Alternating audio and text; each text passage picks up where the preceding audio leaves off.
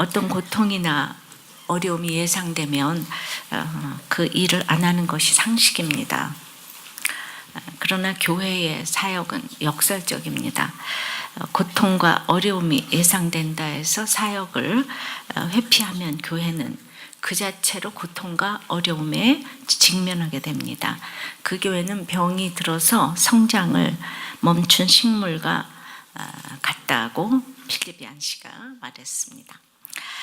우리는 예배에 대해서 사무엘의 결론을 들었습니다. 결국 다윗 때문에 우리 모두 수많은 눈물을 흘렸습니다.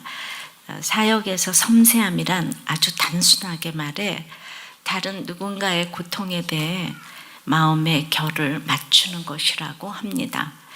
그것은 다른 사람의 눈물을 먹는다는 뜻입니다.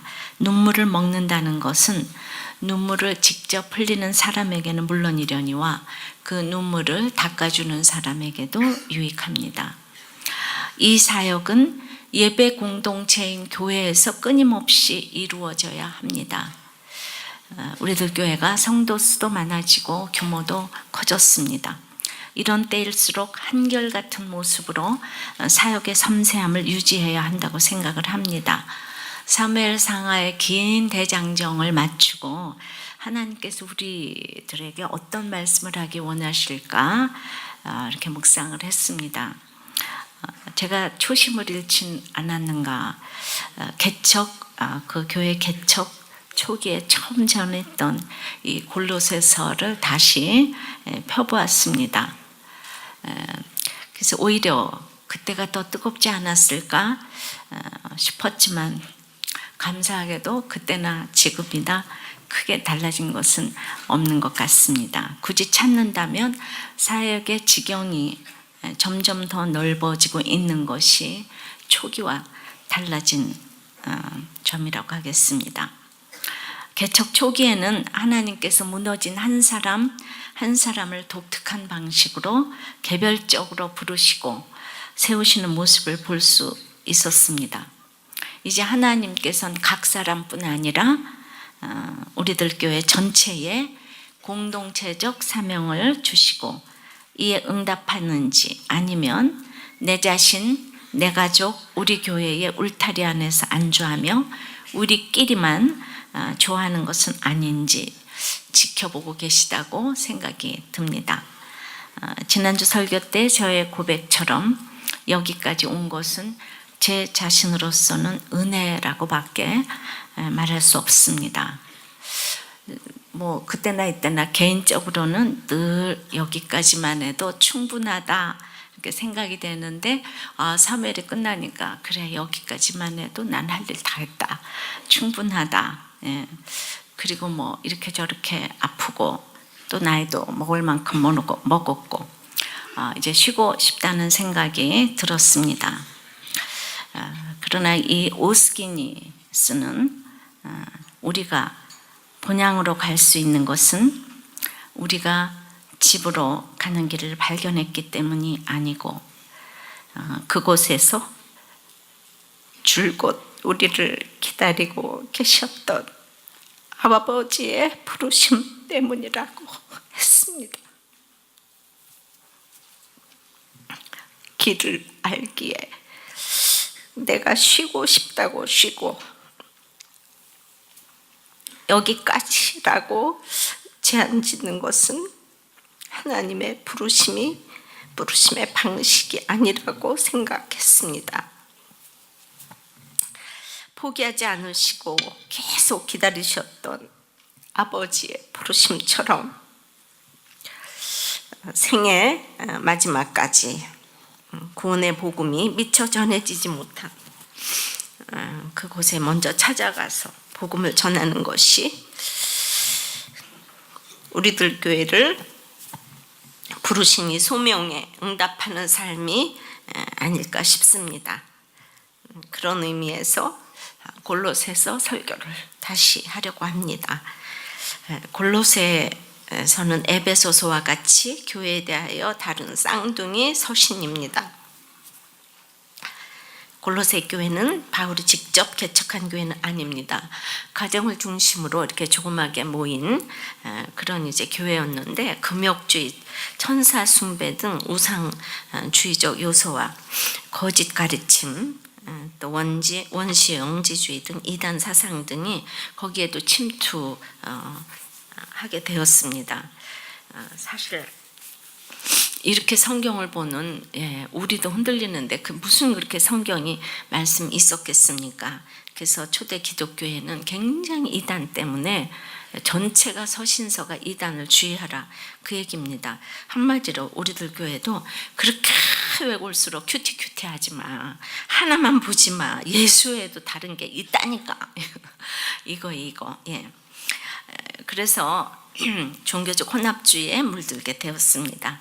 개척자 에바브라는 이 사실을 옥중에 갇혀있는 바울에게 보고했고, 바울은 지금 감옥에서도 지금 옥중서신이라고 하죠, 그죠? 내가 옥중에서도 다른 사람을 이렇게 전도할 수 있는 거기까지 가는 사람이, 소명받은 사람이 아닌가 싶습니다.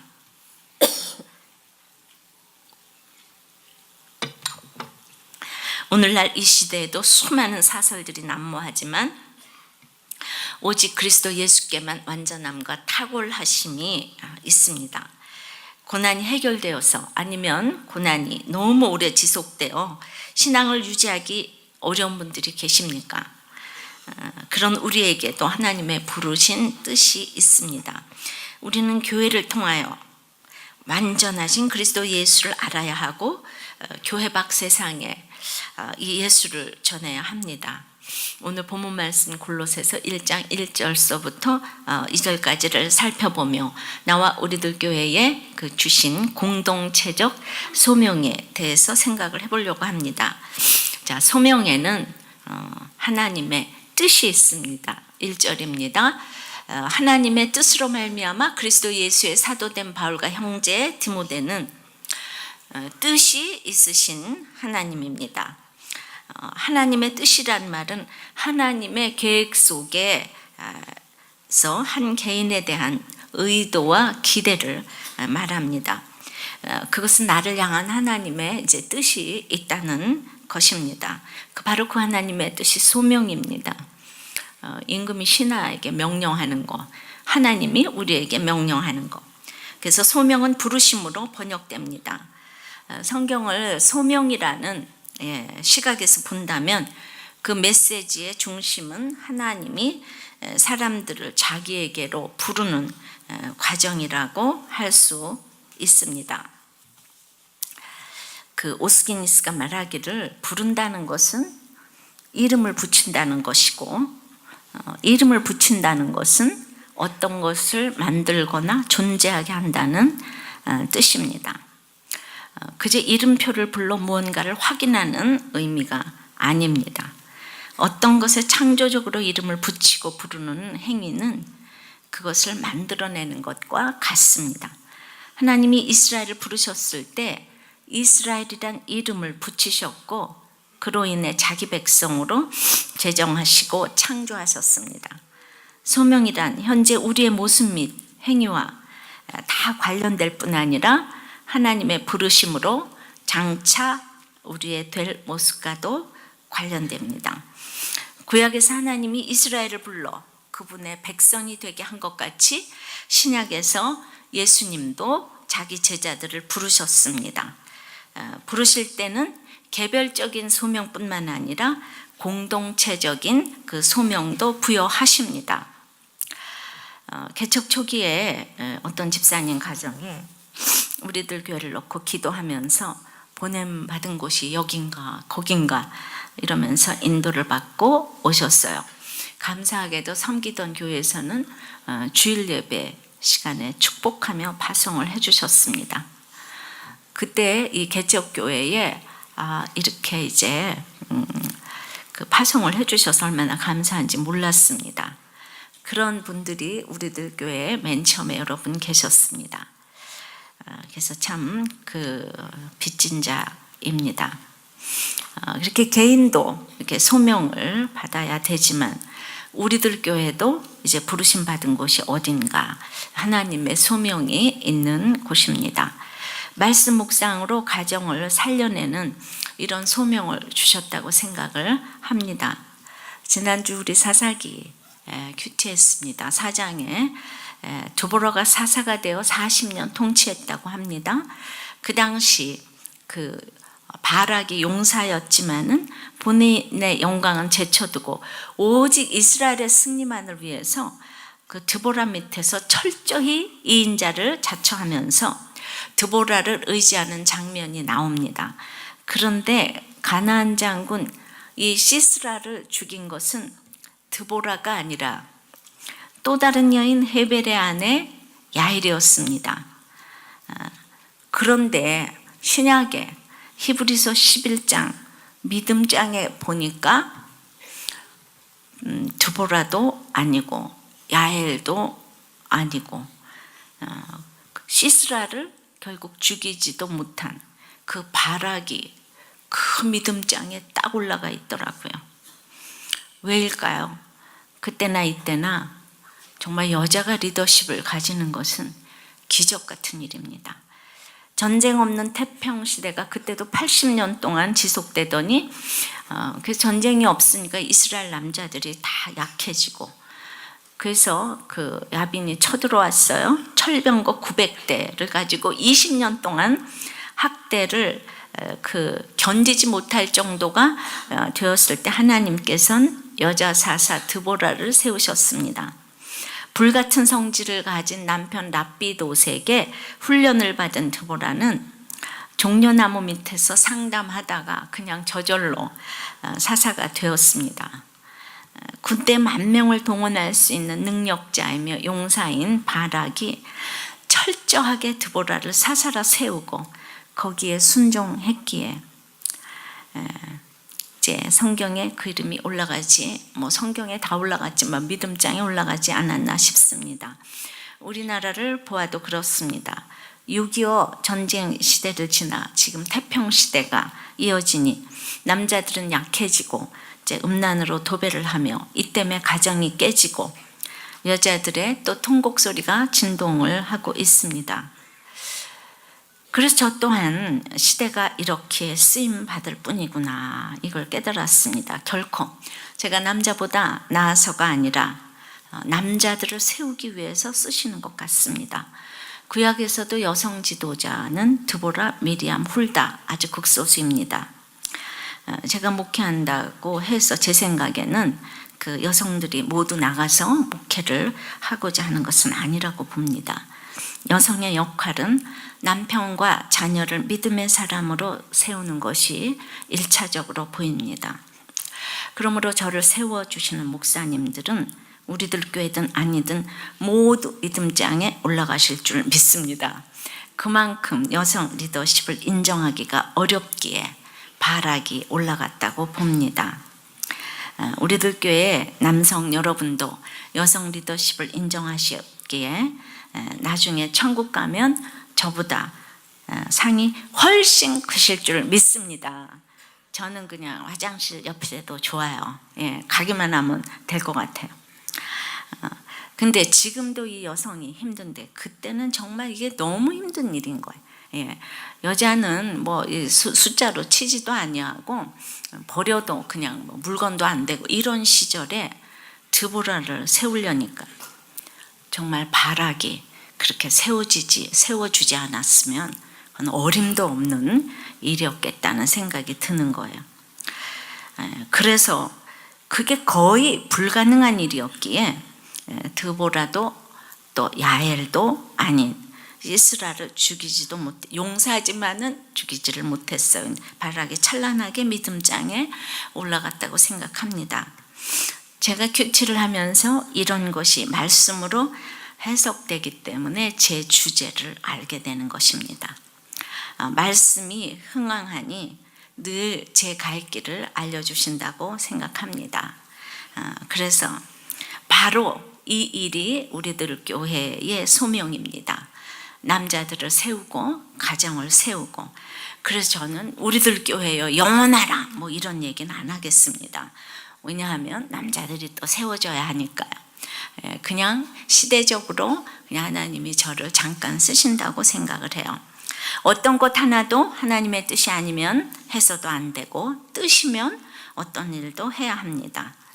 가정이나 교회나 나라나 이런 각자의 소명이 있습니다. 적용해 보십시오. 하나님의 뜻으로 부르심 받은 자리는 어디입니까? 하나님의 뜻이라면 기름 부으심이 있을 것입니다. 그 자리가 힘들다면 소명을 다시 생각해 보시기 바랍니다. 소명하면 우리 굉장히 지금 이제 어려운데, 하나님께 부르심 받고 또 소명의 자리로 가고, 거의 구원과 동의어라고 생각하면 되겠습니다. 두 번째는, 그래서 소명에는 동역자가 있습니다. 첫 번째는 하나님의 뜻이라고 했어요. 또 동역자가 있다고 했습니다. 다시 읽습니다. 하나님의 뜻으로 말미암아 그리스도 예수의 사도된 바울과 형제 디모데는, 진정한 소명이라면 형제라 부를 수 있는 동역자를 허락하십니다. 디모데는 터키 남부 루스드라 태생으로 이렇게 배경이 좋지 못했습니다. 어머니는 유대인이었지만 아버지는 헬란이었고, 바울의 동역자가 되기에는 출신이 따르지를 못했어요. 아버지가 헬라인, 얼마나 이방인을 아주 개처럼 무시하는 유대인들이었기 때문에 바울의 이 제자가 되기에는 너무 멀었습니다. 루스드라도 그렇게 내세울 만한 도시가 아니었습니다. 이런 디모데였는데 1차 전도 여행 때 그리스도인이 된 이후로 한결같이 믿음이 성장하여 바울의 오른팔 역할을 하게 됩니다. 아들로 시작된 디모데가 형제로 불림을 받습니다. 이것은 내 힘이 아니라 하나님의 뜻에 맡기고 하나님이 주시는 힘으로 가르칠 때 이런 믿음의 걸물을 키워낼 수 있음을 보여줍니다. 늘 내 힘으로 하면 생색밖에 날 것이 없습니다. 제가 고등학교 때부터 시작해서 목회하기 전까지 대학에 출강을 했기 때문에 굉장히 오랜 세월 피아노를 가르쳤습니다. 피아노를 잘 가르쳤는지 모르지만 내가 피아노는 잘 가르쳤지요. 잘 가르쳤는지 모르지만 내가 진정한 제자를 키워냈는가 생각해 보면 별로 자신이 없습니다. 다 여자 제자들이어서 그런지 모르겠는데 그 많은 학생을 가르쳤어도 스승의 날에 뭐 한두 명 제자 전화를 할까 말까, 그럽니다. 전적으로 제 삶의 결론이라고 생각합니다. 근데 돈을 적게 받건 많이 받건 이게 돈 받고 가르쳤기 때문에 그것이 결론이 아닌가 하는 생각이 듭니다. 근데 성경을 가르치면서 돈을 받지 않아도 이렇게 기쁜 일이 있다는 것을 알게 되었습니다. 돈을 하나도 안 받고 가르치는데 하루 종일 떠들어도 기뻤습니다. 이것이 소명입니다. 자기의 재능과 이 소명 다릅니다. 은사라고도 할 수 있는데 진짜 은사는 십자가를 통과해야 고통을 겪어봐야 자기의 은사, 소명이 나타나는 것 같아요. 성경을 가르치고 믿음으로 양육했던 학생들은 찾아온 학생도 있지만은 찾아오지 않는 학생도 많지만은 그래도 잊지 않고 찾아옵니다. 어떤 때는 저를 보기만 해도 그냥 눈물을 흘리고 마치 엄마를 본 듯해합니다. 그래서 집회를 가보면 가난 때문에 부모와 이렇게 불화 때문에 공고함을 받고 말씀을 들으러 왔던 아이들은 저보다 지금 더 훌륭한 적용을 하면서 그 말씀을 이렇게 살아내고 있는 아이들을 이렇게 종종 만납니다. 또 우리 교회 일꾼이 된 것을 소명으로 여기고 교회와 저의 목회를 섬기고 있는 제자도 있습니다. 이제 그 아이들이 이제 저와 함께 늙어가며 저의 동력자 또한 그리스도 예수의 사도이며 하나님의 동력자로 섬기고 있는 모습에 감사할 뿐입니다. 사실 제 고난이 얼마나 세면 피아노 선생을 내려놓을 수 있었겠습니까? 돈이나 잘 받고 편안하게 잘 살다가 갈 수도 있었죠. 이건 특별히 우리 부모님 또 남편 다 돌아가신 뒤에 저는 이렇게 학교에 나갈 수 있었기 때문에 교회도 알맞게 나가서 성가대 반주도 하면 알맞게 다들 칭송할 테고 그냥 충분히 그렇게 살아도 되는데 제가 소명을 찾기 전에 또 함께 놀던 부류는 절대로 디모데 같은 부류가 아니었습니다. 아시죠? 하지만 인생의 목적이 그것이 다가 아니라는 걸 알았기 때문에 정말 불가항력적인 은혜로 세상 행복을 추구하는 삶을 이렇게 내려놓게 하셨습니다. 인간이 잘 먹고 잘 살고 행복한 삶을 원하는 것은 전혀 잘못이 아닙니다. 그러나 이제 하나님을 제쳐놓고 우리가 추구하고자 하는 것에서 그 행복을 발견할 것이라고 생각하면 이제 그것이 오산이라는 것이죠.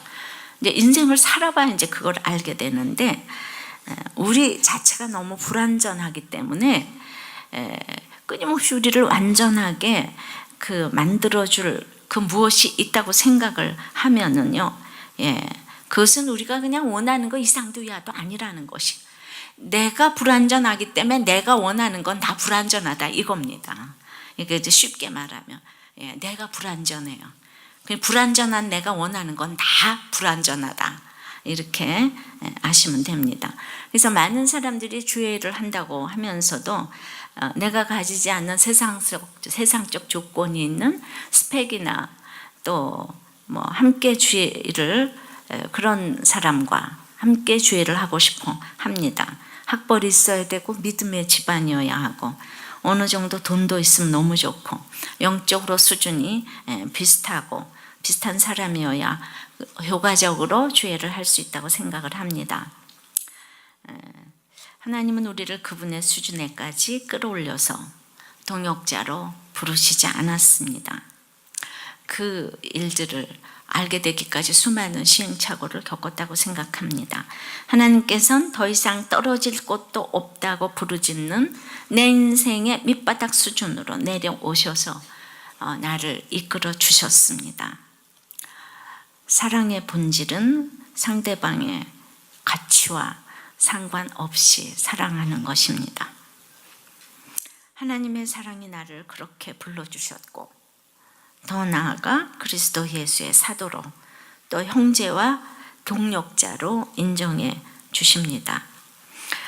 바울이 디모데를 동력자로 삼았듯이 저 또한 지나면서 보니까 가시적으로도 지금 인생의 이제 하프타임을 훨씬 넘어선 이때에 참 어렸을 때부터 큐티를 했지만은 지금 내 옆에서 이렇게 가장 이렇게 지근거리에 섬긴 우리 사역자들을 보면 힘들고 정말 너무나 어려운 환경을 거친 분들이 이렇게 동역자가 되고 있는 것을 보게 됩니다. 참 결론은 이런 것이구나. 진짜 어디나 바울에게 디모데가 있듯이 그래서 이런 과정을 이렇게 다 거쳤습니다. 요즘에는 정말 안지나서나 교회를 생각하게 되니까 교회 얘기를 같이 기쁘게 나누고 슬퍼하고 이제 이런 것이 가장 즐겁습니다. 바울은 다소시 출신의 가말리엘 문화생의 로마 시민권을 가진 지금으로 말하면 유력한 집안의 대단한 스펙을 가진 사람이었습니다. 이렇게 대단했던 사람이 친척 친구들 다 어디로 가고 끝까지 그와 함께 예수님을 부르짖은 사람은 내세울 곳 없는 디모데, 천막 만드는 브루스길라 아굴라가 목을 내놓겠다고 했었어요. 바울을 위해서. 제 태생은 도저히 그럴 수가 없는데 저의 학력과 경력과 알량한 지식이지만은 모든 것을 떠나서 정말 같은 것에 기뻐하고 슬퍼하고 웃고 울고 할 수 있는 지체가 생겼다는 것, 이것이 기적이라고 생각을 합니다. 그동안에도 많이 있었지만은 진짜 모든 것을 갖추고 서로 기뻐하고 슬퍼하기는 참 이제 힘들다는 것을 수많은 사역을 통해서 이렇게 깨닫게 됩니다. 하여튼 여러분들이 저를 보면서 기적 이렇게 생각하시면 됩니다. 저 김양재 목사는 기적, 정말 제 가치관이 그렇게 달라졌습니다. 제가 생각할 때 정말 제가 어떻게 이렇게 달라졌나 적용해 보십시오. 소명의 자리에 함께할 동력자, 형제가 있습니까? 있다면 누굽니까? 이렇게 바울처럼 하나님의 뜻으로 소명을 받고 디모데 같은 동력자가 생기면 지경이 넓어지고 힘을 얻어서 2절 말씀처럼 골로새 같은 교회로 나가게 됩니다. 자, 세 번째는 그래서 소명에는 차별이 없습니다. 그러니까 디모데도 차별이 없지만 그 더 지경이 한 사람에게 차별이 없는 사람이 골로새 교회 같이 이렇게 공동체적으로 또 차별 없는 그 교회를 찾아가는 것입니다. 2절입니다. 골로새에 있는 성도들 곧 그리스도 안에서 신실한 형제들에게 편지하노니. 자, 골로새 교회는 어떤 교회입니까? 터키 서남쪽 리쿠스 계곡에 위치하고 있는데 에베소에서는 160km 정도 떨어진 브리기아 지방에 있었습니다. 자연 경관이 뛰어났고 아주 비옥한 곳이었습니다. 우리가 잘 아는 라오디게아 교회가 거기서 19km 떨어져 있었고 히에라볼리는 21km가 이제 떨어진 그런 자리에 위치하고 있었습니다. 처음에는 이 도시, 세 도시가 같이 성장을 했습니다. 그런데 교회 역사학자 유세비우스에 의하면은 AD 60년, 61년 경에 가공할 만한 지진이 골로새 지방을 덮쳤다고 합니다. 그래서 그 라오디게아, 히에라볼리로 이주를 하고 졸지에 골로새 교회는 삼류로 이렇게 삼류 도시로 이렇게 전락을 했습니다. 이렇게 보통 이제 힘들어지면은 그 신흥 이단들이 판을 칩니다. 내 힘든 환경을 잊어버리고 싶어서 대부분 기복이나 이단으로 가게 되어 있습니다. 현실을 직면하기 싫어합니다. 씀씀이를 줄이고 열심히 사는 거 이런 거 아주 하기 싫어합니다. 나의 명예를 잃기 싫고 내가 그러려면 아주 죽는다.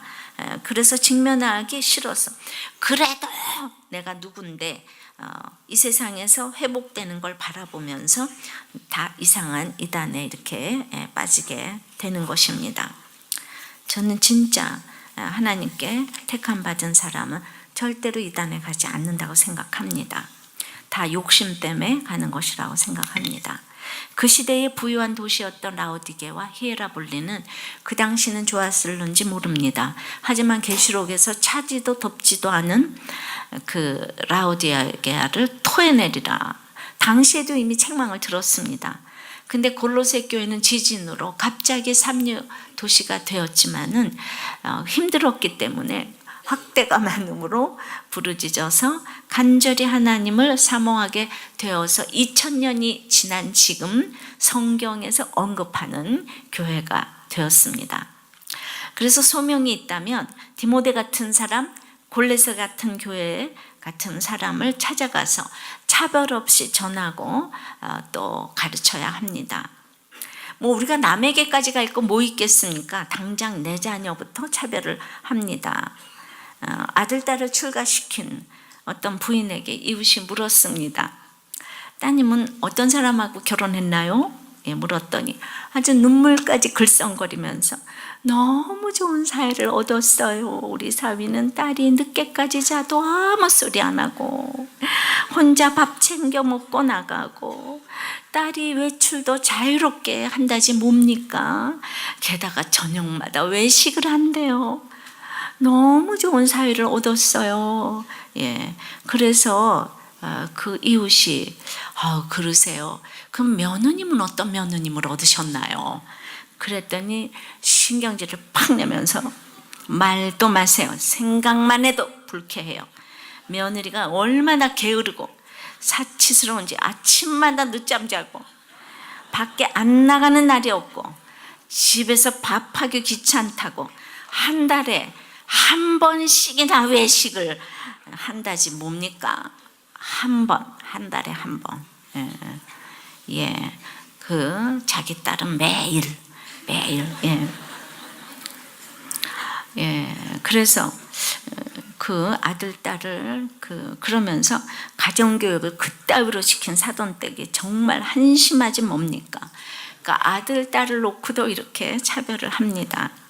며느리 사위도 내 자식인데 전혀 다른 입장에서 차별을 합니다.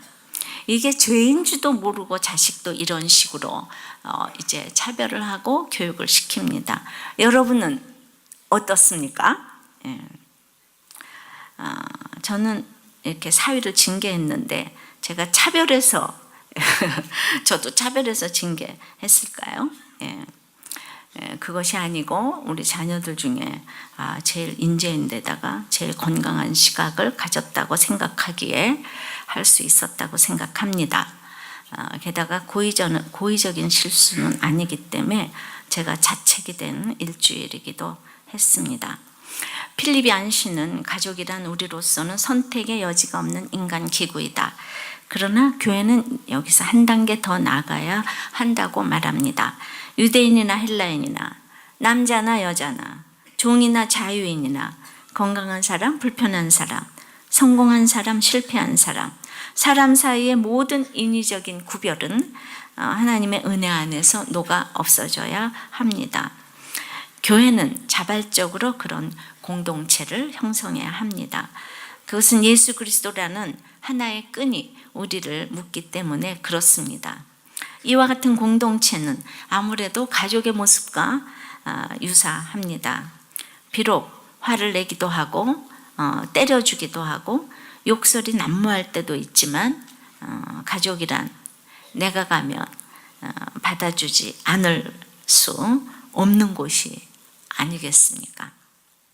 적용은 내가 찾아가야 할 영육 간의 힘든 소명의 대상 골로새 교회는 누굽니까? 자, 소명에는 하나님의 뜻이 있고 소명에는 동역자가 있고 소명에는 이렇게 이제 또 힘든 그 대상이 있다고 했습니다. 찾아가야 할 대상이 있다고 했습니다. 네 번째는 소명에는 가장 중요한 은혜와 평강이 따라옵니다. 2절입니다. 그리스도 안에서 신실한 형제들에게 편지하노니 우리 하나님 아버지 하나님으로부터 은혜와 평강이 너희에게 있을지어다. 은혜와 평강이라는 단어를 바울 사도가 잘 쓰는데 은혜는 카리스라는 헬라어로 헬라식 인사이고요. 평강은 샬롬이라는 히브리식 인사입니다. 헬라어로 에이레네가 또 같은 의미 됩니다. 히브리 사람들은 소수 민족이어도 선민의식이 너무 강해서 절대로 히브리식 인사만 하고 히브리어만 썼습니다. 하지만 이 서신이 쓰여질 당시는 모든 길은 로마로 통한다는 팍스 로마나 시대로 성경도 헬라어로 쓰여졌습니다. 영적으로 최고의 교만한 사람과 육적으로 최고의 교만한 사람이 불이 붙은 그런 시대에 바울 사도가 이방인을 위한 사도로 부름을 받았기 때문에 이 두 문화를 다 인정해야 하지 않겠습니까? 그래서 바울 서신서에는 항상 은혜와 평강이라는 헬라식 인사와 히브리식 인사를 겸하고 있습니다. 이렇게 서로의 문화를 인정해 줘야 합니다. 우리 교회 성전이 지어지고 많은 성도들이 몰려오고 있는 와중에 정말 이 기존에 힘든 시절을 보냈던 분들이 새로운 분들에게 바로 처방을 해서 상처받았다고 하는 이야기가 종종 들려옵니다. 공감대가 형성되지 않은 관계에서 직분을 가진 자라는 이유로 바로 처방할 때 자칫하면 사랑 없는 지적으로 느낄 수 있습니다. 정말 전쟁을 모르는 세대가 이제 점점 오고 있습니다. 또 하나 예를 들자면 우리 교회 청소년부는 아무래도 고난 많은 아이들이 많이 있습니다. 담당 목사님이 이 아이들의 눈높이에 딱 맞춰주시느라고 때로 아이들이 쓰는 험한 말도 설교 중에 종종 하십니다. 우리는 술 먹고 담배 피는 죄인들이요 다 내게로 오라 이런 분위기가 좀 있기 때문에 이제 그래서 그 아이들이 참 많이 살아납니다. 근데 어렸을 때부터 와서 10년이 됐으니까 벌써 양육을 받고 우리들 교회에서도 좋은 모범생 아이들이 자라고 있습니다. 그러므로 이제 또 무조건 고난만 외치는 시대가 지난 거예요. 예, 이거 히브리식과 헬라식을 다 골고루 문화를 인정해야 되는데 저쪽 동네, 판교 동네 좋은 것만 보고 잘 훈련 모범생 아이들이 오면은 아이들이 휴대폰만 해요 이러면서 집에 가서 예배를 드려야 되겠는데, 우리 애들이 도리어 휴대폰만 하고 예배 드리러 온 아이는 이렇게 듣다가 예배 못 드리겠다고 나가기도 합니다. 그럴 때 힘든 시간을 겪은 분들은 쟤들이 고난이 없어서 그래 하면서 우리한테 맞추지 못하는 것을 일축하기도 합니다. 그러니까 우리 뭘 옳고 그름이 절대로 아니잖아요. 이것도 저것도 사도 바울처럼 다 이렇게 비본질은 포기를 하고 또 혹은 포용하면서 그렇게 전해야 합니다. 초대 기독교에도 히브리파 과부, 헬라파 과부가 싸웠어. 정말 서로 이렇게 문화가 다른 걸 인정하지 않으면 안 됩니다. 그래서 희문은 이제 판교가 벌써 멀리 갔더니 이제 그렇게 될 수가 있습니다. 사실은 이곳에 오면 꼭 성지 같고 고향 같고 편한 게 있긴 있어요. 또 판교 가서는 딴소리 하고 제가.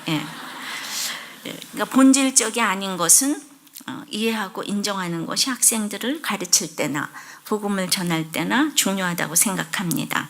아버지 하나님으로부터 온 은혜를 빌어주며 나라의 문화, 가정의 문화, 개인의 문화를 인정하면서 지혜롭게 포용할 때 구원의 이제 이런 소명을 이룰 수가 있습니다.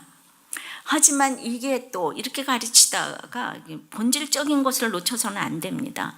제사를 지내거나 우상을 섬기는 것은 절대 타협의 대상이 아닙니다.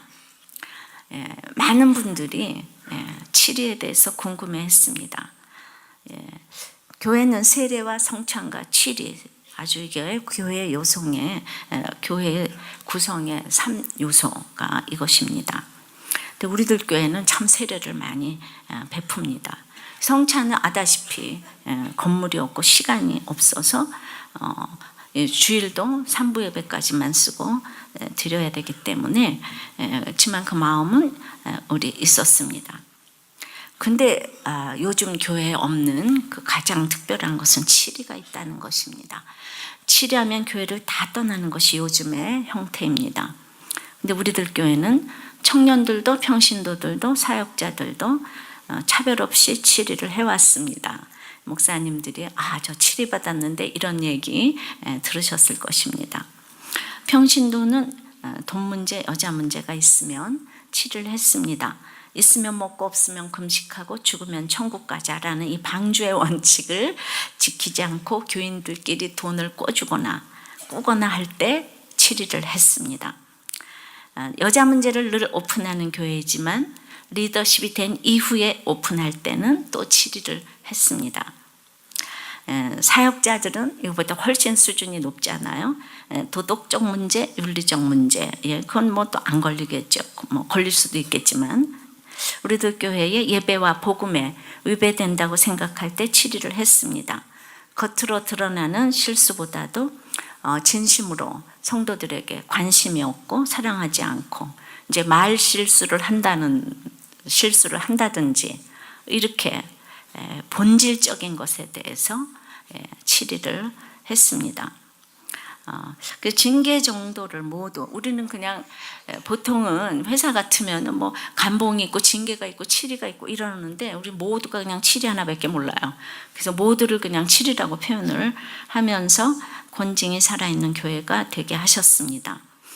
그렇게 해왔는데 공개적으로는 우리 이 목사가 처음인 것 같습니다. 자기 열심이 많았다고 고백한 이 목사님이 이 공개적으로 한 이것을 잘 감당하도록 여러분들 기도 많이 해주시기 바랍니다. 그런데 놀라운 것은 그동안 치료받은 모든 분들이 거의 교회를 떠나지 않았다는 것입니다. 너무 감사하지 않습니까? 한두 명 한 게 아닙니다. 그죠? 그냥 우린 유행이 7입니다. 지금까지 우리들 교회는 그래서 그것이 다른 교회에 치료하는 다른 수위라고 생각은 합니다. 그럼 치료의 내용이 뭔가 몇 가지의 직임을 내려놓고 또 이제 감봉하고 설교를 잠시 쉬고 자숙하는 것입니다. 그래서 그것이 꼭 큰 것보다도 7이라는 표현만 들어도 그것 자체로 기함을 해서 훈련이 되는 것 같습니다. 교회를 신뢰하기에 7일을 다들 감사함으로 받는 것 같습니다. 골로새서의 교회론을 다시 읽으면서 10년이 넘는 동안 정말 본질을 훼손하지 않으려고 울며 애통하며 왔습니다. 그래서 이단들이 들어왔다가도 7길로 도망가는 줄을 믿습니다. 나는 할 수 있는 것이 하나도 없는데 큐티를 통하여서 정말 그냥 원칙을 지키려고 그냥 무조건 노력하다 보니까 그것이 감사하게도 사랑으로 느껴지셔서 그것 때문에 이렇게 이제 교회를 떠나시고 이런 분이 없어서 너무 감사합니다.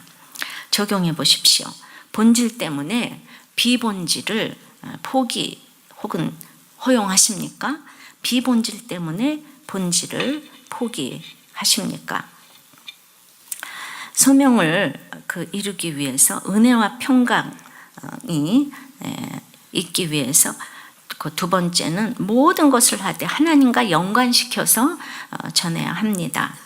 이것이 가장 중요한 오늘의 결론입니다. 우리가 말을 해도 어디를 가도 모두 하나님과 연관이 되어야 합니다. 이제 1절, 2절 다시 읽어보면 하나님의 뜻으로 말미암아 그리스도 예수의 사도가 되었다고 했습니다. 골로새에 있는 성도들도 그리스도 안에서 신실하다고 했습니다. 은혜와 평강도 우리 아버지 하나님으로부터 온다고 했습니다. 바울은 하나님 빼면 얘기가 안 됩니다. 여러분들 이걸 광신이라고 생각하십니까? 우리가 어떤 사실을 평가할 때 다 자기 생각대로 합니다. 과학자는 과학적인 관점에서, 경제학자는 돈으로, 돈 관점에서, 심리학자는 심리학적 관점에서 평가를 하고, 다 자기 세계관, 가치관을 최고로 여기고 갑니다. 교회도 자유주의 신학이 있고 해방 신학이 있고 그런 교회는 날마다 노동운동, 민중운동만 또 외칩니다. 그래서 복음이라는 건 얼마나 분별을 잘해야 하는지 모릅니다. 학교에서나 교회에서나 하나님을 중심으로 가르치는 것이 너무나도 중요하다는 것 아무리 강조해도 지나치지 않습니다. 특별히 어렸을 때부터 하는 건 너무 중요합니다. 우리들 교회가 엄마와 함께하는 큐티와 어린이 큐티, 청소년 큐티가 작년 큐티인과 이제 같은 본문으로 나오는 것은 정말 이거 나와서 이쁘죠? 핑크? 그래서 하나님 중심으로 양육받는 최고의 가정이라고 생각합니다. 이런 양육을 통해서 그 한 사람의 소명을 받게 하는 것이 너무나 중요하다고 생각합니다. 그래서 적용은 여러분이 모든 것을 하나님과 이제 연관시켜서 하고 있습니까? 자, 그래서 그 골로새 교회 같은 환경에 처해 있던 분이 소명을 받고 이제 복음이 전해져서 소명을 받고 다시 또 골로새 교회 같은 곳을 찾아가는 간증을 하신 분 얘기를 들려드리겠어요. 목회자 세미나에 오셨던 목사님의 간증입니다. 이분은 우리 사역자들하고 보니까 나이가 참 비슷한데 제가 다시 읽어보면서 그 소명이라는 것은 정말 부유한 사람이 아니라 이렇게 미말에 처한 사람들이 이 소명을 정말 받는 건 만고의 진리구나 이 생각을 합니다. 이분은 너무나도 이 시골에서 20가구 정도가 고작인 마을에서 이제 그냥 제사, 동네 제사, 시제까지 앞장서서 하시는 아버지와 같이 이제 살면서 날이면 날마다 술 주사, 밥상을 띄웠고 구타하고 칼 들고 나와서 죽이니 살리니 이것을 날마다 봤다는 거예요. 그리고 이제 싸움이 더 치열하게 된 계기가 넷째 누님이 굶어 죽으면서부터였는데 이게 우리 아들 나이하고 비슷한데 그래서 그때부터 더욱 심해진 의처증, 알코올 중독, 아버지 모두가 뭐 망할 것도 없는데 더 망해서 모두 집이 뿔뿔이 흩어졌다고 합니다. 여러분들 시골 너무 좋아하지 마세요. 20가구밖에 없는데 여기서 이렇게 날마다 싸운대요. 우리는 나중에 노후에 시골 가서 농사 짓고 살아야지 젊은 사람도 못 짓는데 여러분들이 무슨 힘으로 농사를 짓겠습니까? 그래가지고 자기는 큰 집으로 보내줬는데 그 큰 형이 자기 집 바깥 돈을 축낸다고 시간을 정해놓고 이 5살부터 간 자기를 지게작대기 회초리 허리대로 시간 정해놓고 구타를 했습니다. 그때 내 나이 7살 1학년이었습니다. 그래서 그때부터 자기도 화가 나면 돌을 들어 아이들의 머리를 찍었고 나쁜 짓을 일삼아 했습니다. 가출을 밥 먹듯 했습니다. 7살 나이에 일주일, 2주일씩 여러 번 가출을 했으며 길바닥 기차, 버스 대합실, 심지어 경찰서에 가서 밥을 얻어먹기도 했습니다. 오로지 엄마가 보고 싶었습니다. 근데 5학년쯤에 다시 우리 가족은 합쳐지게 됐습니다. 기쁨보다는 다시 시작되는 아버지의 구타, 술주정, 싸움의 반복이었고 아버지는 인생이 괴롭다며 쥐약을 3번 드셨지만 매번 살아나셨습니다. 사실 나는 죽기를 바랐습니다. 그랬는데 하루는 온 집과 자기 몸에 석유를 뿌리고 죽는다고 그랬는데 불만 나고 집주인이 달려와서 말리는 바람에 또 살아났습니다. 이렇게 알코올 중독에 빠진 아버지에게 간경화 말기 폐에 문제가 있어서 이제 6개월 정도 산다는 병원의 진단이 떨어졌습니다.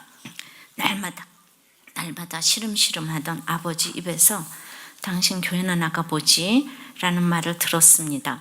그때까지 나는 그 아버지가 얼마나 죽기를 바랬는지 모릅니다. 사춘기가 지나고 고등학생이 되면 나는 때렸던 사촌형과 아버지를 죽이리라 생각하며 초등학교 시절부터 칼을 품고 다녔고 그리고는 죽고 싶었던 나는 칼로 자해를 시도하기도 했던 터라 아버지가 죽는 게 당연하다고 생각을 했습니다. 그런데 어머니가 교회를 나가셨습니다. 근데 얼마 지나지 않아 목사님이 다녀가셨습니다. 이게 중요해요. 목사님은 참 신방을 가셔야 되겠어요. 그런데 이상하게 약도 병원도 가지 않았던 아버지가 점차 차도를 보이기 시작했어요. 이게 중요해요. 결국 당신도 교회를 나가기 시작했습니다. 우상숭배, 시제, 정말 사주팔자 이거 신봉하는 아버지가 서리 집사 직분을 받으며 끊지 못했던 담배와 술을 완전히 끊으셨습니다. 이제 그 후로 매주 나를 전도하기 위해서 학생부를 하는 아이들이 찾아왔습니다. 이제 3박 4일을 자기가 끌려갔는데 자기가 가서 첫 번째 한 기도는 당신이 있으면 나타나봐 있다며 하는 것이 나의 최초의 기도였습니다. 그런데 그곳에서 예수 그리스도를 구주로 영접하게 되었습니다. 회개의 눈물이 아니라 위로하심에 나오는 절규의 눈물이었고 태어나 단 한 번도 듣지 못했던 사랑한다, 내가 너를 기뻐한다라는 말을 마음으로 수없이 들었기 때문입니다. 날마다 마음으로 아버지가 죽기를, 사촌형을 죽이려 칼을 품고 있는 나, 그런 개 같은 내 인생이라고 생각하며 모든 것을 증오하고 파괴하기를 서슴지 않았던 나에게 주님은 찾아와서 사랑한다 하는 것입니다. 쉬지 않고 저는 울었습니다. 그런데 그때부터 아버지 어머니가 변해갔습니다. 개척교회인 그곳에서 아버지는 그 교회 처음으로 장로님이 되셨습니다. 어머니는 권사님, 누나들은 집사, 나는 전도사를 하게 되었습니다. 예수 믿으면서 제일 나를 아프게 했던 것은 주님, 내가 어렸을 때 구타당하고 집 나가고 아팠을 때 어디 계셨어요? 라는 것입니다. 그러나 주님은 말씀하셨어요. 내가 너와 함께 그곳에 있었노라. 이렇게 인생의 과거의 문제가 해결되고 미래의 사명을 주셔서 가야 할 길을 알게 하신 주님께 감사드립니다. 선교사로 가서 힘들지 않았냐는 질문을 자주 받습니다. 그러나 그때마다 나의 대답은 늘 간단 명료했습니다. 사랑하니까요. 말씀을 맺습니다.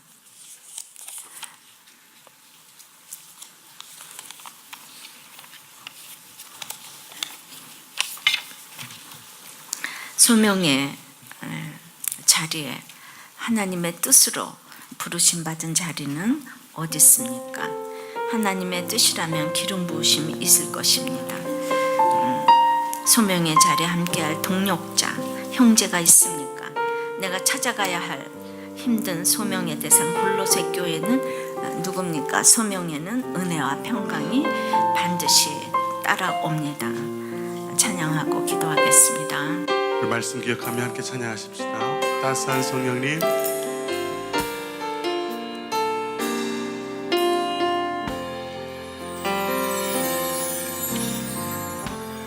따스한 성령님, 마음으로 보내 내 몸을 감싸며 주어지는 평안 만족함을 느끼네. 사랑과 진리의 주님, 사랑과 진리의 한 줄기 빛보내 내 몸을 감싸며 주어지는 평안, 그 사랑을 부르신 곳에 서겠습니다. 부르신 곳에서 나는 예배하네. 어떤 상황에도 나는 예배, 부르신 곳에서 나는 예배하네. 어떤 상황에도 나는 내가 걸어갈 때 길이 되고 삶이 되게 하십니다. 내가 걸어갈 때 길이 되고 살아갈 때 삶이 되는 그곳에서 예배하네. 내가 걸어갈 때 길이 되고 살아갈 때 삶이 되는 그곳에서 우리 오른손을 엎드리고 찬양합시다. 부르신 곳에서 나를 예배하네. 어떤 상황에도 나는 예배하네. 부르신 곳에서 나를 예배하네. 어떤 상황에도 나는, 우리 한번 고백합시다. 부르신 곳에서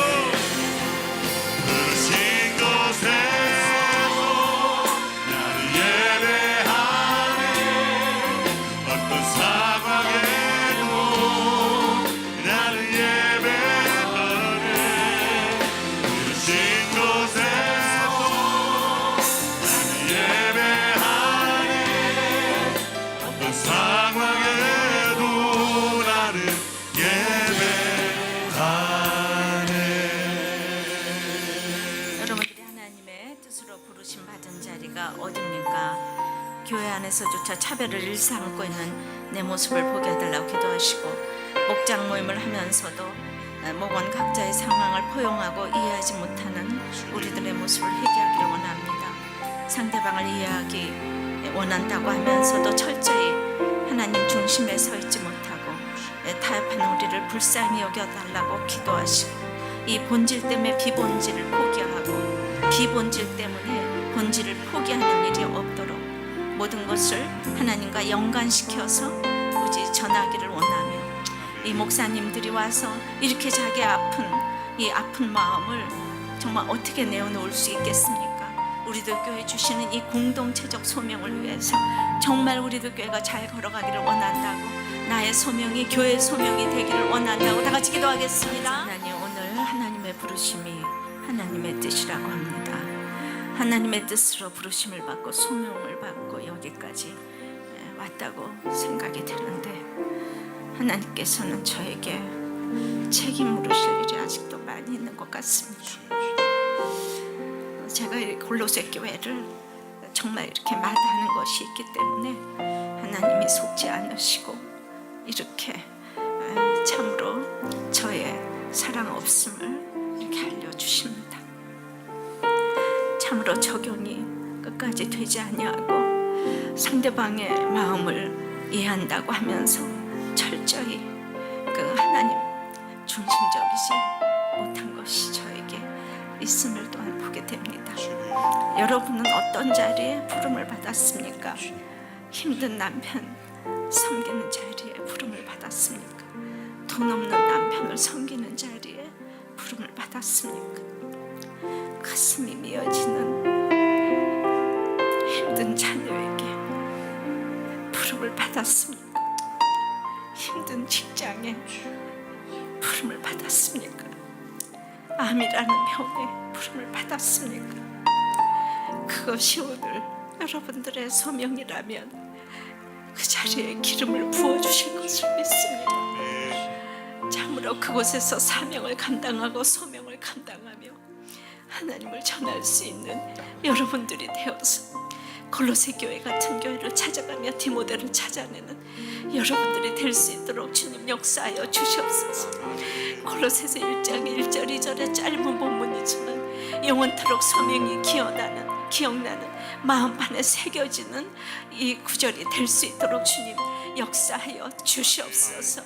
하나님께서 주신 이 소명을 이제 세상 밖으로 전할 수 있는 우리가 될 수 있도록 주님 도와주시옵소서.